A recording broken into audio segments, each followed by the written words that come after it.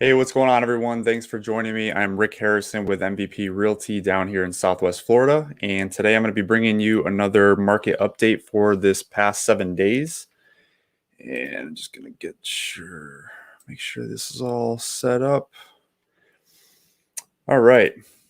So right now I'm just going to talk about the residential housing market, and then I'm going to talk a little bit about commercial and what I see happening. But with the residential market right now, as you can see, we have, sorry about that. We have 326 new listings. That's down 1%. I believe it went down just over 4 properties from the week before, which is a relatively small change. So we're seeing the listings that are coming on staying pretty much the same. Keep in mind, this is just for the Fort Myers and Cape Coral market.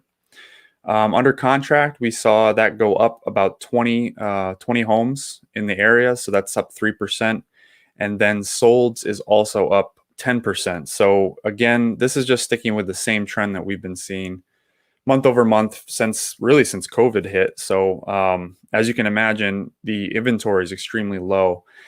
We started out saying, oh, we're 4 months of inventory, 6 months is pretty standard. And right now or at least last month, we were at 1.7 months of inventory. So it'll be interesting to see in the next week or two what actually happens with those stats and whether we're at the 1 month mark or even below it.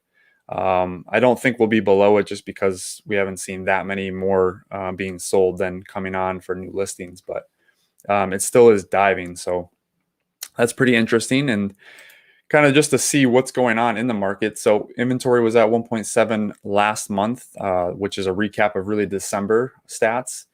And so we'll see what's going to happen in January when those stats come out in the next week or so. There's also lots of uncertainty still going on with the vaccine and the rollout. There have been quite a few delays. I just read an article saying that there's 20 million vaccines missing that that are unaccounted for, I should say, that are somewhere in storage that they haven't found.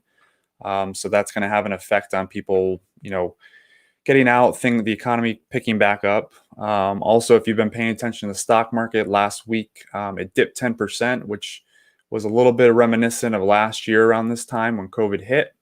We kept seeing the stock market, had this incredible run for a while, and then all of a sudden within a couple of days, it went down, 20%. We did see a 10% tumble last week. And then also, not necessarily signs of a bubble, but potential signs of stock manipulation going on with the whole GameStop fiasco that I'm sure most people have heard about as well. So those are all things, that are having an effect on the market right now and having an effect on people not particularly wanting to list their house, but, a lot of uncertainty with that market. And then at the same time, you still have 3 million people who are struggling with mortgage payments and rent payments. So even though we're nowhere near what we saw in 2008, that still has a pretty large effect and could have a pretty large effect in the future. So just my analysis, what does that mean for us? I think it was about 3 months ago, I wrote a blog post, just what I saw was going on in the market and what I think it could show or could mean, and some opportunities for people to capitalize on based on what we saw for trends.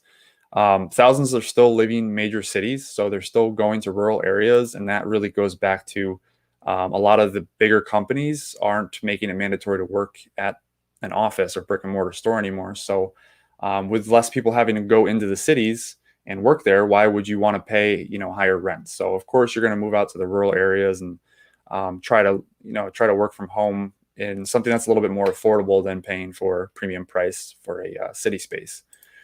Mortgage and rent deferral. So that's going to catch up, if the numbers stay the same and something doesn't change as far as how they're going to, defer the loans or make up for those payments.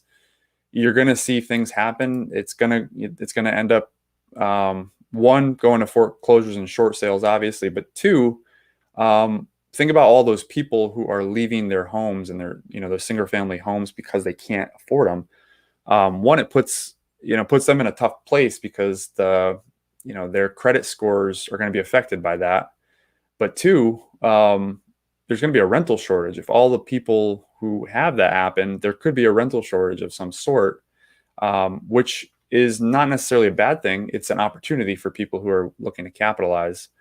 So one thing you might see happen is if there are rental shortages, as we know, new home construction is just not keeping up with the demands for buyers. So there's going to be the same thing going on there with duplexes and rental housing, in which case it could end up being a shot for people to purchase, who have the finances to do so, purchase commercial building space and make that into apartments or rental units. So that's a good opportunity for some people. That pretty much wraps up the recap. And just to go along with kind of this slide right here, this Wednesday, actually, I'll be interviewing my good friend Dwayne Clark. And the podcast episode will be aired and premiered on Saturday at 10 a.m. But he does a lot with triple net leases. He does a lot of commercial space. That's his whole thing, is commercial and investments. So he does a lot with 1031 exchanges. For those of you who are interested in know a little bit more about dabbling in commercial real estate and what the kind of investments are there, you can join me on Saturday on the premiere on my YouTube channel. I will also be posting it on my Facebook page, so you can join me then and get some more information on what commercial real estate investing is like, how to do it, and the different options you have as far as pursuing that. So that wraps it up for today. And if you guys have any questions about the real estate market, if you're looking to buy or sell, or you have any questions on buying or selling right now and would like to get a home valuation or just some more information on the buying process, feel free to reach out to me.